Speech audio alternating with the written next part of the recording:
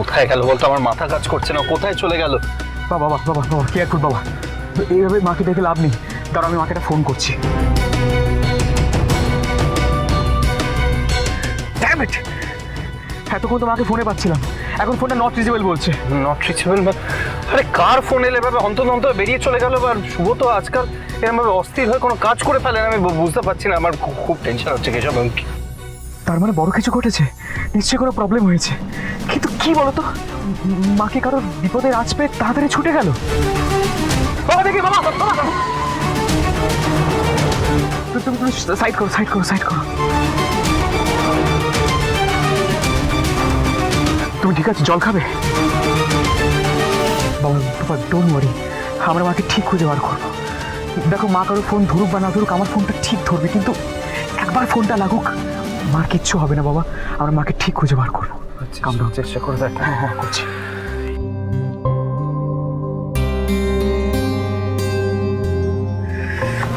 এখনো not reachable.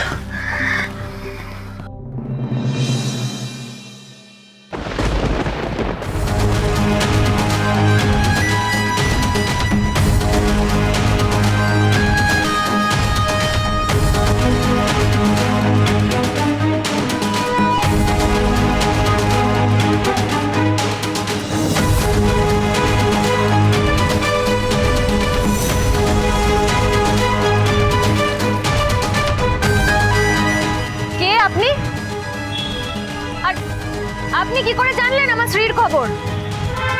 কোথায় আছে আমার স্ত্রী? কার কাছে আছে বলুন? বলুন বলুন বলছি। কে আপনি? আমার স্ত্রীর খবর আপনি কোথায় পেলেন? কার কাছে আছে আমার স্ত্রী?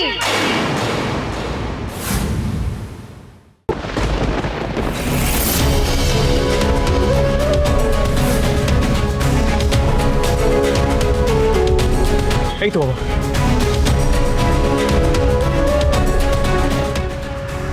আপনাকে তো আমি চিনি না, তাহলে আপনার কাছে কি করে আমার মেয়ের খোঁজ?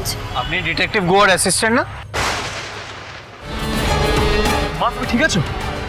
ভাগ্যিস লাইভ লোকেশনটা পাঠালে, নইলে তোমাকে রাস্তায় রাস্তায় খুঁজে বেড়াতাম আমরা। কিন্তু মা, যাকে তুমি চেনো না জানো না তার সঙ্গে এভাবে রাত্রিবেলা দেখা করতে চলে এলে, এই রিস্কটা তুমি কিন্তু একদম ঠিক করোনি। কেশব, আমার কাছে আর কোনো উপায় ছিল না। উনি আমাকে ফোন করে জানালেন যে ওনার কাছে স্ত্রীর খোঁজ আছে। আমি তাই জন্যই তো ছুটে এলাম।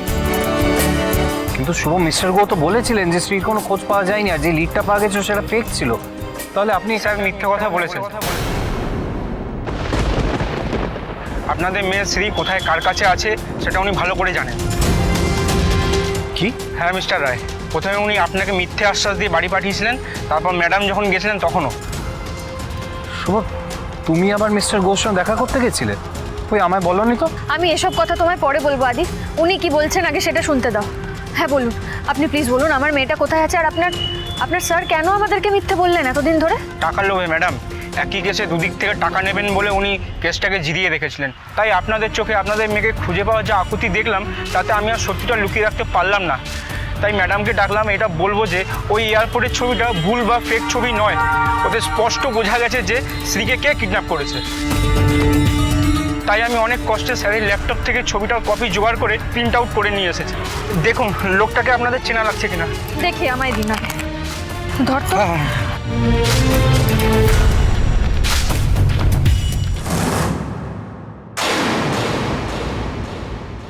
লিসেন, আমি তোমার সাইকেল চালানোটাকে ছোট করে কিছু বলতে চাই। জাস্ট দেখলাম তোমার সাইকেলটা বেশ পুরনো। তাই পুরনো সাইকেল, কিন্তু বেশ কাজের বাহন, পলিউশন ফ্রি, বাইক ট্যাক্সির মতো কালো ধোঁয়া ছাড়ে না। তাছাড়া আমার এটাতে রোজ ফ্রিতে এক্সারসাইজ হয়ে যায়। আসলে আমি সাইকেলটা চালাই তার কারণ আমার যা ক্ষমতা তাতে আমার পক্ষে এটাই অ্যাফোর্ড করা পসিবল। আসলে কি বলতো, মানে সাধারণ বাড়ির ছেলে, নিজের যতটুকু যা সম্বল যা ক্ষমতা তার মধ্যেই চলার চেষ্টা করি। আর বড় লোকদের মতো পৈতৃক টাকায় ফুর্তি করার অভ্যেস আমার নেই, আর এই অভ্যেস করতেও চাই। তোমার কি মনে হয় বড় লোক বাড়ির ছেলেমেয়েরা শুধু বাবার টাকায় ফুর্তি করে, নিজের ক্ষমতায় কিছু করতে পারে না? না না না, আমি সেটা বলতে চাইনি। আসলে যাক থাক সেসব কথা। আপনি এখন ঠিক আছেন তো? আমি যাই তাহলে। না না, দাঁড়াও, যেও না। দেখুন না, আমার না সামান্য তাড়া আছে।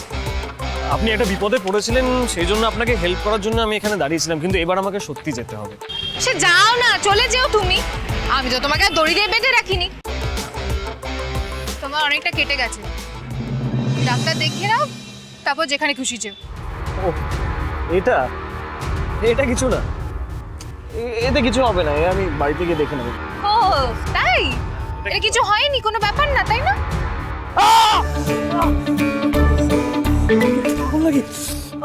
এই যে তুমি বললে কোনো ব্যাপার না, হতেই পারে, তাহলে চেঁচালে কেন?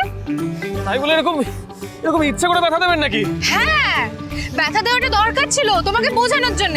যেটা তুমি করছো সেটা হিরোইজম না, সেটা স্টুপিডিটি।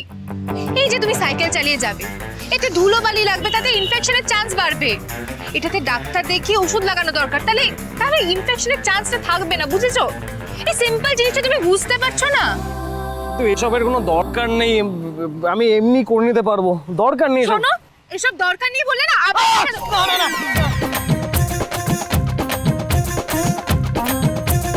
কি হলো, দাঁড়িয়ে আছো কেন? ট্যাক্সি ধরতে হবে তো ডাক্তারের কাছে যেতে গেলে।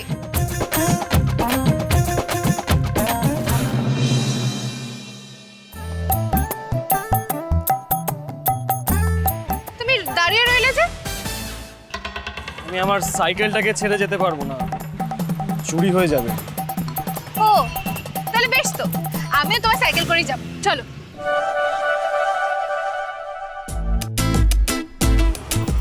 এক মিনিট, আপনি সাইকেলে যাবেন মানে বসতে পারবেন? না পারার কি আছে, অফকোর্স পারবো। বলছি দাঁড়ান, আমাকে আগে বসতে দিন।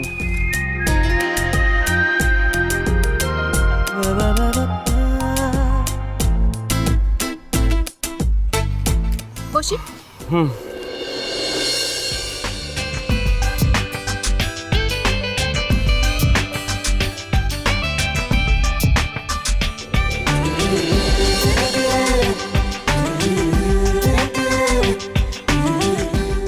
আপনি বসেছেন? আপনি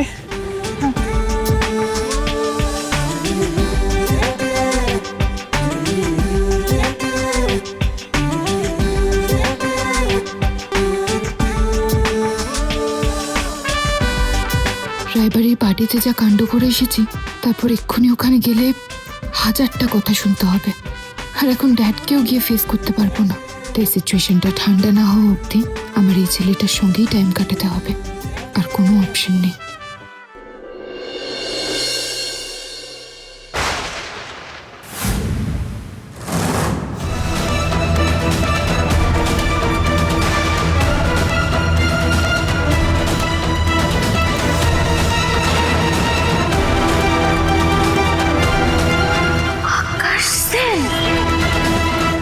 মা, তুমি ওনাকে চেনো?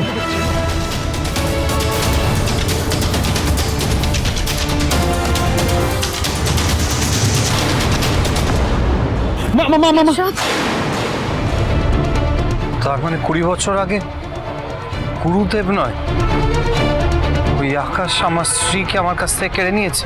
আমার উপর প্রতিশোধ তুলবে বলে আদি এত দিন ধরে, এত বছর ধরে শুধুমাত্র আমার উপর প্রতিশোধ তুলবে বলে আকাশ সেন আমার মেয়েটাকে ওর কাছে রেখে দিয়েছে, আর আমরা বুঝতে অবধি পারলাম না। আদি, আমার মেয়েটা।